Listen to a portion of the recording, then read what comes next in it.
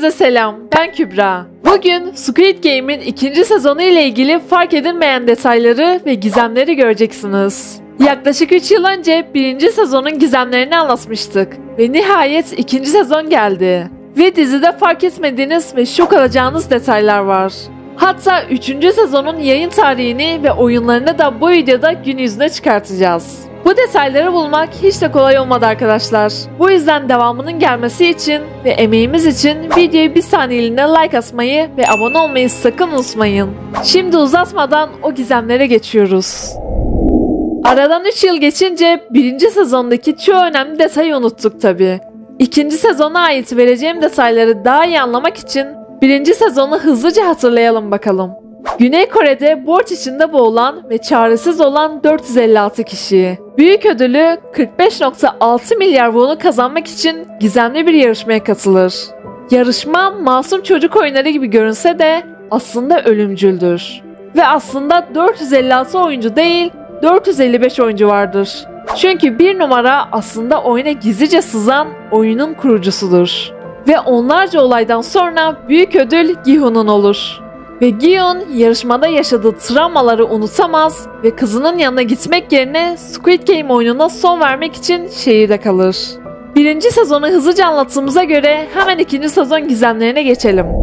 Yeşil ışık, kırmızı ışık diyen ünlü bebeğin yüzü değişti. Squid Game oyununun ikonu olan bu oyuncak bebek ikinci sezonda daha farklı bir yüzle karşımıza çıktı. Makyajlı şekilde bebeğin yüzü yeniden düzenlenmiş ve sanki daha büyük duruyor. Bunu neden yaptıklarını bilmesem de bence daha şirin görünüyor.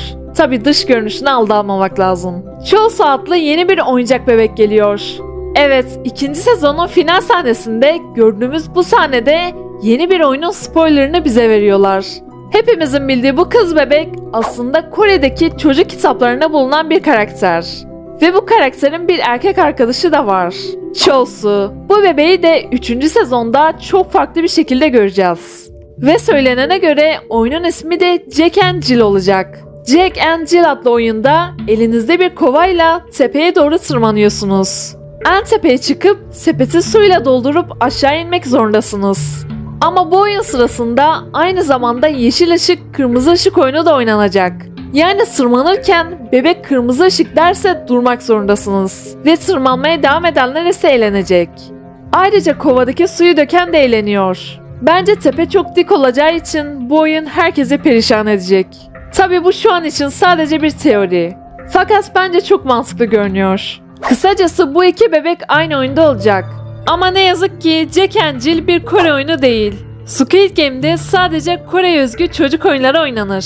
Ve Jack and Jill İngiltere'ye özgü bir oyun. Bu yüzden bu teori yanlış olabilir. Birinci sezonu izleyenler mutlaka bilir. Squid Game'de oynanacak oyunların hepsi aslında duvarda çiziliydi. Sadece önünde yataklar olduğu için birçok kişi detayı görememişti. Aynı şekilde yine 3. sezonda oynanacak tüm oyunlar duvarda gözüküyor. Bu önemli detayı Gi-hun yani 456'ın nasıl fark etmedi anlamadım gerçekten. Oyunun sonuna kadar geldiğinde duvarları hiç mi görmedin yani?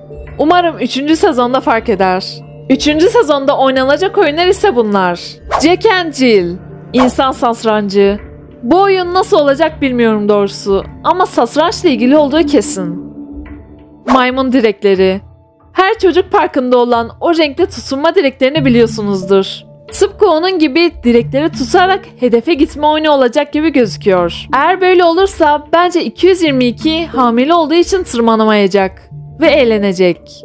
149 numara da çok yaşlı olduğu için kolları güçsüz kalacak ve o da eğlenecek diye düşünüyorum.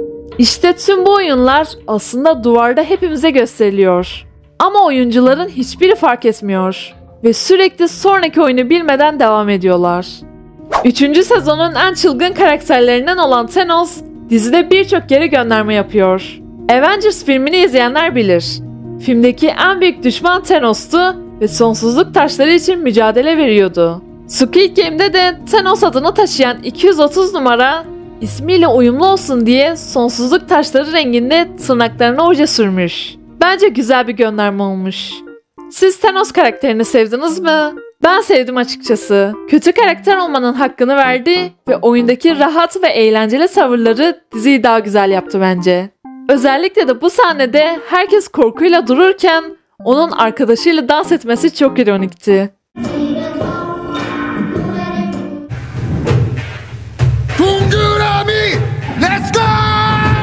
Ayrıca Thanos karakteri tıpkı dizide bahsettiği gibi gerçek hayatta da çok ünlü bir rapçi arkadaşlar. Big Bang grubunda yer alıyor ve bu ünlü şarkılarıyla tanınıyorlar.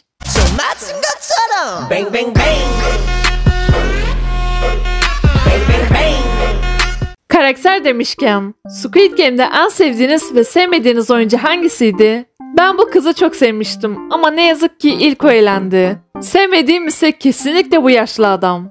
İşte oyuncu 001 yani Frontman hakkında bilmediğiniz detaylar. Birinci sezonu izleyenler oyuncu 001'in oyunun asıl kurucusu olduğunu bilir. Ve bir numara yani oyunun yöneticisi ajan olarak oyuna katıldı.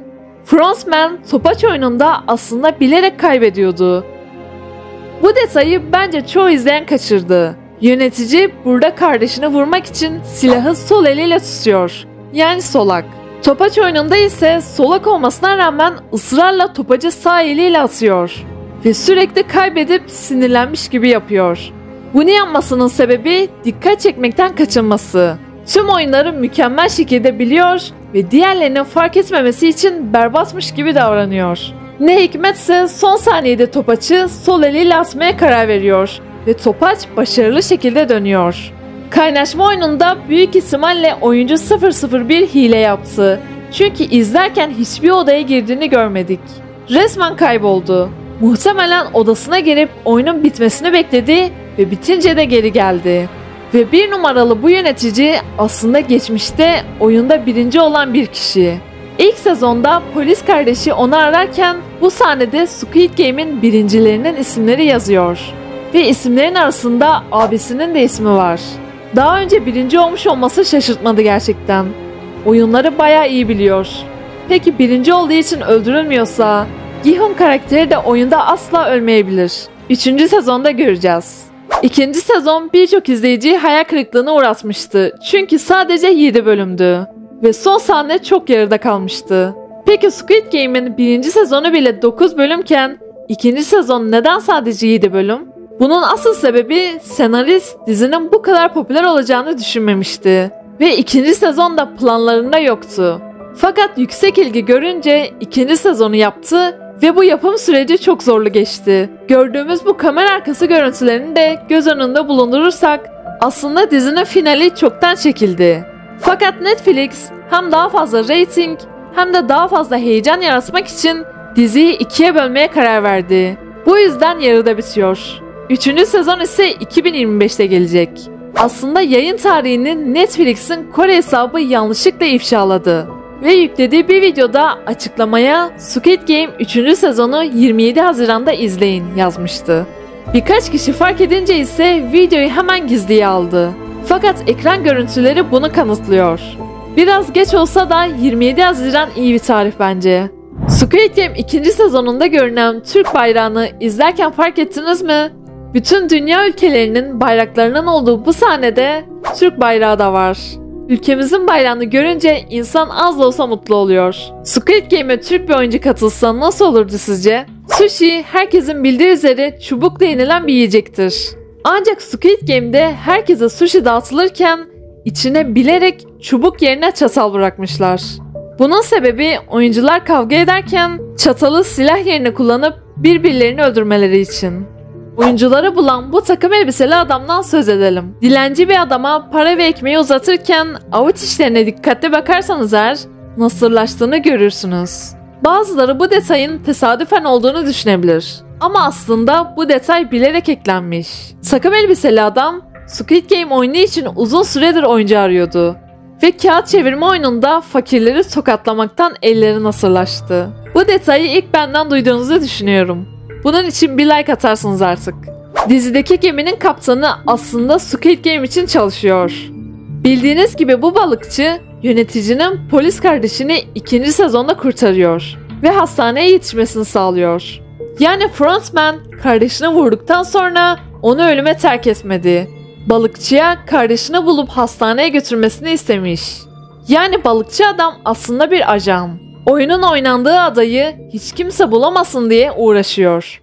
Bonus detay olarak da Google'a Squid Game 2 yazarsanız eğer arama sonuçlarında altta bir kart çıkıyor. Ve tıklayınca kırmızı ışık, yeşil ışık oyununu oynayabiliyorsunuz. Oyunu kazanınca da tüm parayı kazanıyorsunuz. Bence bu da Google'ın eklediği eğlenceli bir detay olmuş. Siz Squid Game 2. sezonunu beğendiniz mi? Bence gayet iyiydi. Fikirlerinizi yoruma mutlaka yazın. Bu arada size teklif gelseydi eğer para için böyle bir oyuna katılır mıydınız? Gizemlerin devamı için videomuzu beğenmeyi ve abone olmayı sakın unutmayın. Tüm katıl üyelerimize de ayrı olarak teşekkür ederiz. Sonraki videoya kadar hoşça kalın, bilgili kalın.